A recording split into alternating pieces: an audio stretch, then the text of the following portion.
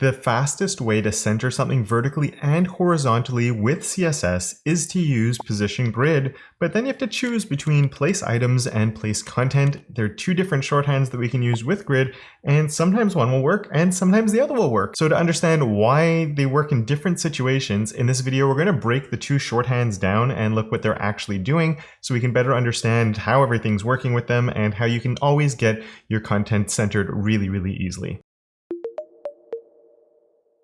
Hello, my friend and friends. I'm really glad that you've come to join me once again. And if you're new here, my name is Kevin, and here at my channel, I help you fall madly, deeply in love with CSS. And if I can't make you fall in love with it, I'm hoping I can at least help you be a little bit less frustrated with it. In this video, we're going to be exploring one of my favorite things with CSS, which is grid. So let's go and dive into the code and see how place items and place content work.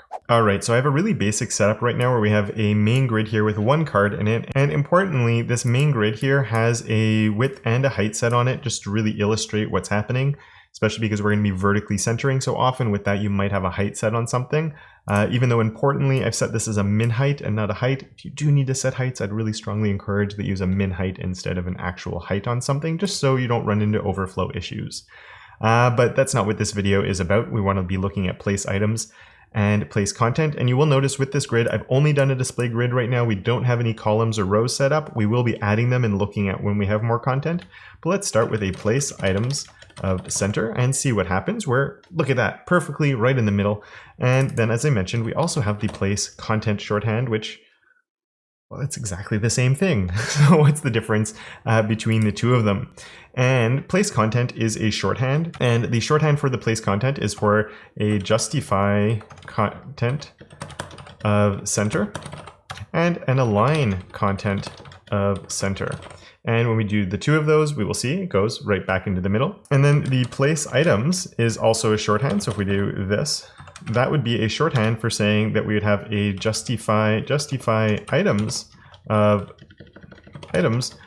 center and an align items of center, just like that. And again, when we have only one grid item, everything is going to work exactly the same way. We're going to break these down a little bit. So I'm going to comment all of this out just so it makes it easy to toggle things on and off as we're going. And the first thing we're going to do is actually add a little bit more content in here. So if we grab these two and we comment those in, now we will have 3 cards. We have no template columns that have been declared yet, so they just stack one on top of each other. We're going to start here and then we'll play with this a bit more and more to really understand what's happening. And the first thing we're going to do now is go with the place items of center and turn that one on. And we're going to see that it doesn't quite work the way you might have expected it to. It's a little bit funky, and we're going to see why in a second, but let's go and look at place content just to see the difference. And we're going to see that place content actually does what we were sort of hoping it would do. And so we'll explore why this is. And sometimes you actually need to sort of play with both of these properties as well. But we're going to start with the place items here of center and to really see what's actually happening with place items. And this is an important distinction between the justify content, align content, and justify items and align items is what's going to come up here. And to do that, what we're going to do is go into our dev tools, which I actually have opened off screen, but I'll just bring them in here quickly. So you can see what I'm going to do is I'm going to turn on my grid inspector here in Chrome. Often I'm using Firefox because I do like Firefox's grid inspector a little better, but it's fine for what we need today. And so with this, we can see that the items are actually being centered within their cell. So the cells haven't changed. Nothing's happening there. We have the 3 grid cells here, and the items are being perfectly centered within their cell. Whereas if we turn off this place item center and we turn on the place content center, the cells have actually sort of changed, and the grid itself is now like we've changed the grid, right? The grid has sort of shrunk down and is fitting into a different space, which is really interesting and a little bit bizarre in a way. And this is where place content can sometimes be super useful, but it does have its limitations. And we're going to see some of those now because you think, oh, this works perfect. I'm just always going to use place content. But there are a few times where you might try and do it and it won't actually work. So we're going to explore those in this video as well. And I think the best way to actually explore these types of limitations and the different sort of more realistic situations that you might run into where you're trying to center content is let's first come in and add a bit more content. We're going to get up to 6 cards in here, or 6 whatever, 6 children, doesn't matter.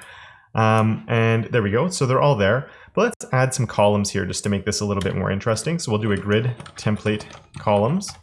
And I'm just going to do a repeat of 3, 1FR. And this is actually going to stop the justify or the place content center from working the way it was before. And that's because we've defined these columns to be 1FR. So if we turn on that grid inspector again, there it is. The columns themselves have now been defined. So it's being centered vertically, so that's perfect. But the horizontal one, well, we can't really center it because 1FR just means take up all the rest of the available space. And because it's taking up all the available space, we have nothing to center side to side, where it's sort of like saying width 100% and then margin 0 auto. It's not going to center that div because there's nothing to center. It's already taking up 100% of the width, so there's no space to distribute anywhere. Whereas if we come in and let's actually now change this to maybe 250 pixels for a more locked in value, and now it's going to work the way you think. Because what's happening is if we turn off this place content center, that grid is sort of stuck on the side here, right? We have all this leftover space. This is like having an individual div where you set a width of 50% or width 500 pixels, and then you do your margin 0 auto. The auto margins on the left and the right are taking any leftover space and distributing it. Well, it's the same thing when I do my place content center, or more specifically, my justify content center. So the justify content center will center this grid horizontally within my parent because there is leftover space on the left and the right. And then the align content center will center the entire thing vertically. And it's able to do this because it's breaking away, and we haven't defined the height of anything, and they were just by default on like a stretch mode because that's the default for the alignment on items. But by doing the align content, we're breaking away from the stretch and we're saying everything should be centered in the middle of the grid. Whereas let's turn these guys off and then turn our place items center on. And once again, it's a little bit like before, where the grid hasn't changed at all. The grid is staying exactly where it was. It's doing exactly what it was before, but now the items are centered within their cells. And if you're asking, yes, you can combine the two of them, where the grid will sort of smush down as much as possible, and the items will center within their cells. And maybe you don't want to center in this case. You want to play around with different alignments. Well, these are shorthands. So instead of center, and this is really shorthand for center because we're declaring both properties, what if I did this one as a start center? Well, now all of them are going to move up to the top, and so they're being vertically start within their cell, and then they're getting their center here, which is the horizontal centering. Now, one thing you probably want to know is, could we do an end here and get these ones smushed all the way to the bottom, but then get this one here to be smushed all the way at the top? And sadly, there's not really a way to do that because we can't say the first row and second row or third row. We can't distinguish between rows. We're sort of they're all acting together.